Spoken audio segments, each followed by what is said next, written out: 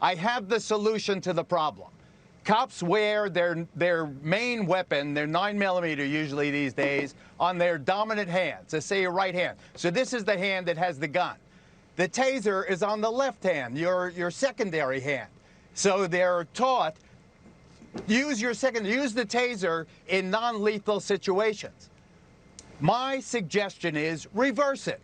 Make the taser the first weapon of choice for a cop. Put the taser on the dominant hand and the 9mm on the secondary hand. It takes a half a second to get that if you need that in a life and death situation.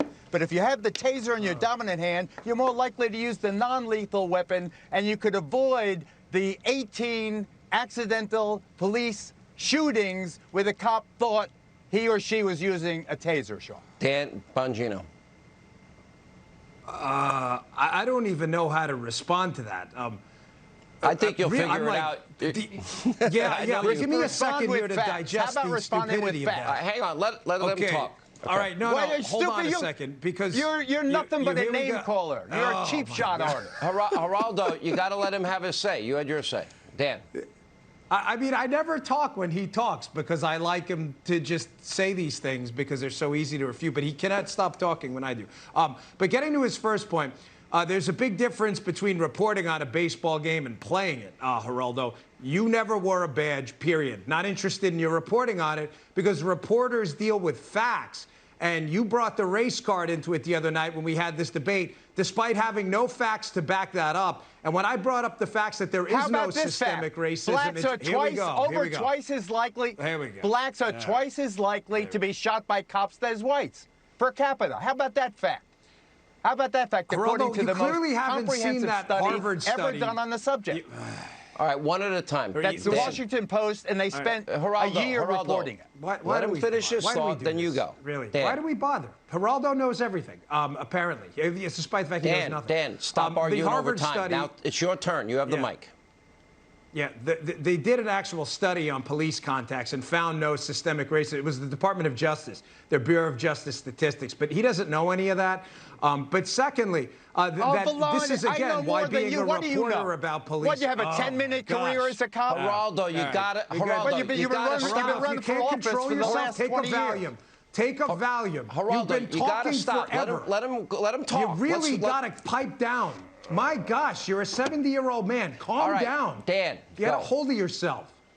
If you put the firearm on the other side, the firearm, you would probably have to cross-draw it because you'd want to fire with your dominant hand, which if you were ever a cop, you'd know that, but you reported on being policing. What's the problem with a cross-draw? The problem is when you're tackled and put on the ground, the weapon's more accessible to the bad guy than it is to you. But because you've never done policing, never done control tactics, but you've reported on it, you wouldn't know any of that. So maybe a little bit of humble pie, back off, stop telling everyone about your great reporting, deal with facts, and realize you don't know what you think you know, you just know what you think you reported on. Those are two separate things. I don't pretend to be a journalist, I'm an opinion maker. Stop pretending to be a cop. Geraldo. Again, what Bongino does is make me the issue. Is anything that he has just said useful on this topic? We are dealing with tension from coast to coast.